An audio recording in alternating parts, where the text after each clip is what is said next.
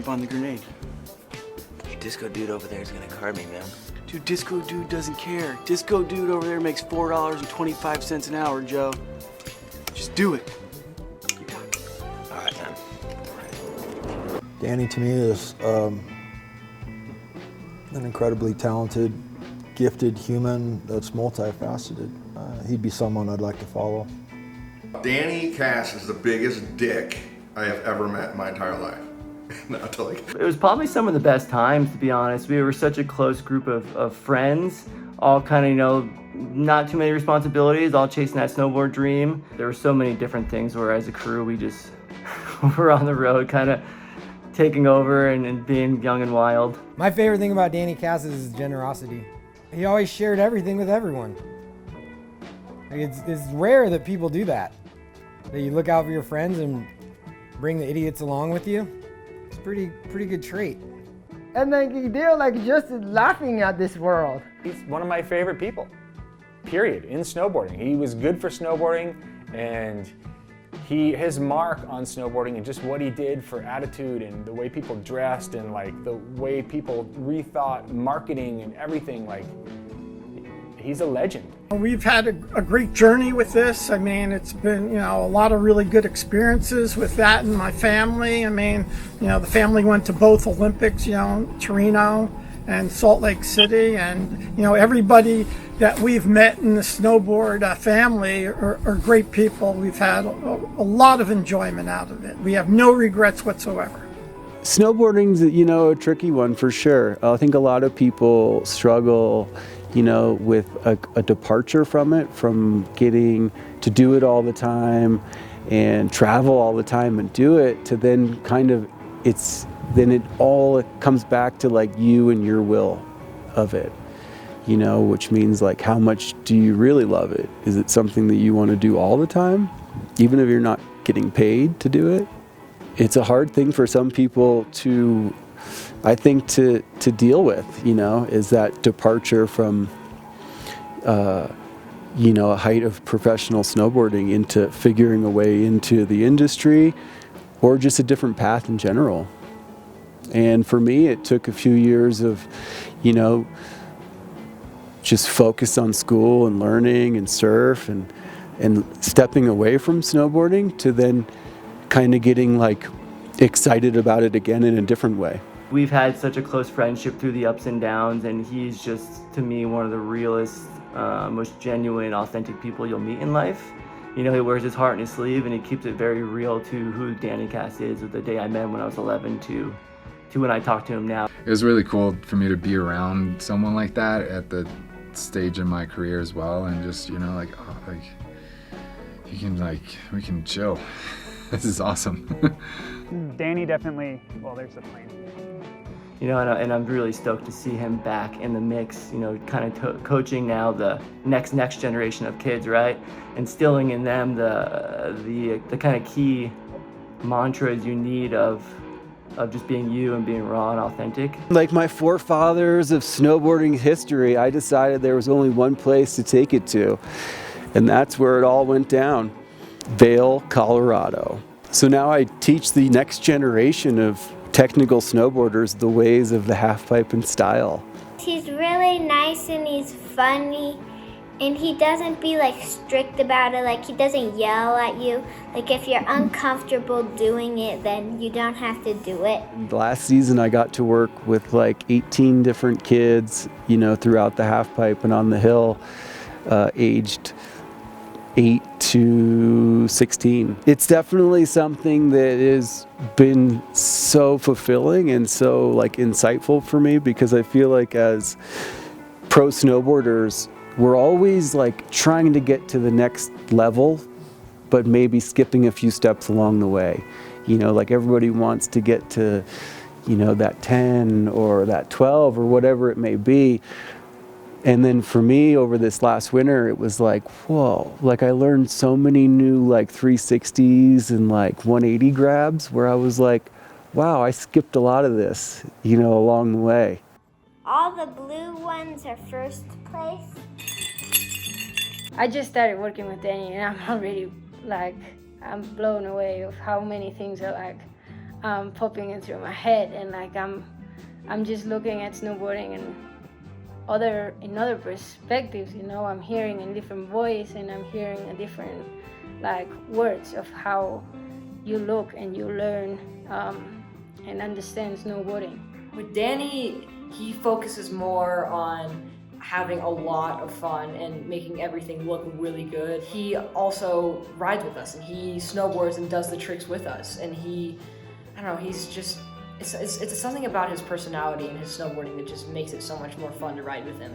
Opening kids' eyes up to the half pipe, you know, for me, once they hit 22 feet, I definitely stayed away from it for the last few years of, like, say, my pro riding career, and focused on other things. So it took like 3 or 4 weeks of me just riding a half pipe every day to like feel comfortable in it again. It's insane. I'm really enjoying it, and that's you know, that's thanks to Danny, and I believe that he has really found how important that thing is, like how important it is to have fun. Say we're doing like cabs 720s, he'll be like, all right, I'm gonna start hiking the pipe, I'm gonna start doing this trick with you guys, and like he'll, you know, drop in and do the best looking cab 7 you've ever seen. You know, I don't know who is going to go on and have a competition career or just do it for the love of it, but to see the look in their eyes at the end of the day when they've accomplished those goals that are like in there, it's so cool. And then another one that was really cool was like working with little Patti, and she's a little 8-year-old prodigy. Hi, I'm Patti, and I'm having a lot of fun at Woodward. I got to coach her and a few other kids leading up to the Burton US Open Jam. And this is like the pinnacle of all events for kids, the Burton Jam, Junior Jam. And it was so cool to actually be up there and like work with this, you know, these group of kids all the way through the winter, and then get to like their big event where it was like, whoa. I was like not feeling the pressure. I was kind of feeling it for them, you know, in a weird way. It was like a full like circle from what I've been through, you know, of the US Open and winning it a shitload of times, to then like be up there and being nervous for these kids and their runs in it. He was my coach for US Open. Patio is my nickname, actually. He always tells jokes. My girl slayed it. She got 3rd at 8 years old in the Junior Jam. It was really cool.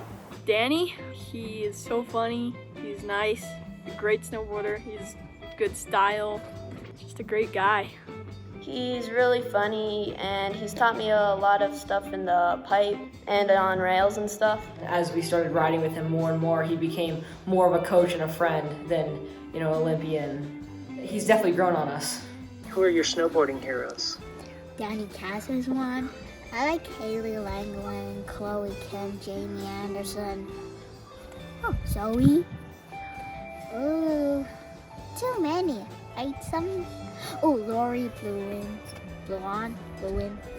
I think the bright side right now in snowboarding is there is inspiration, you know, and for me, what inspires me is watching, you know, always this next generation of riders and the way they look at it, you know, and at one point that was Lucas Magoon, and like watching him ride a snowboard park and being like, whoa, this is snowboarding now. Like, this is so cool, you know, and now for me, this last season, it's like watching side hits from like Arthur Longo and watching, you know, young kids learn how to snowboard is just such an amazing thing.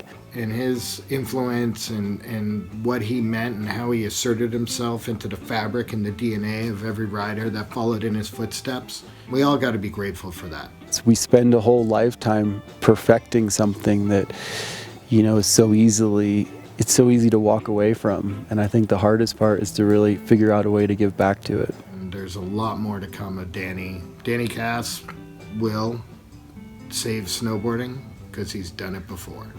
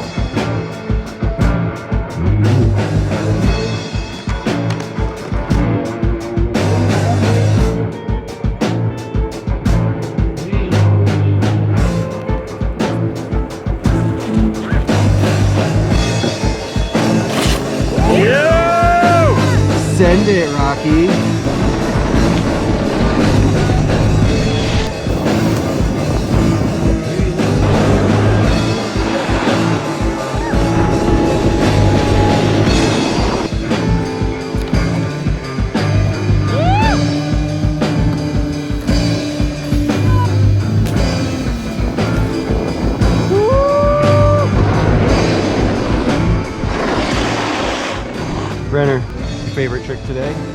Half cab, back one on the box. We're live at the top of the slopestyle course with Rogan, Isaacs. What gets you pumped up? Metallica. Sick.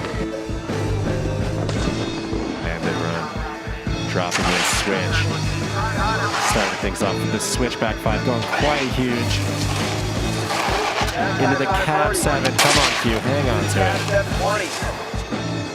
Front side 5. There's the back 9. So steady. And she gets it this time. With the front side 9. The back-to-back 9. And there is that experience. Is bronze medal for Queralt Castellet, 87.5 points.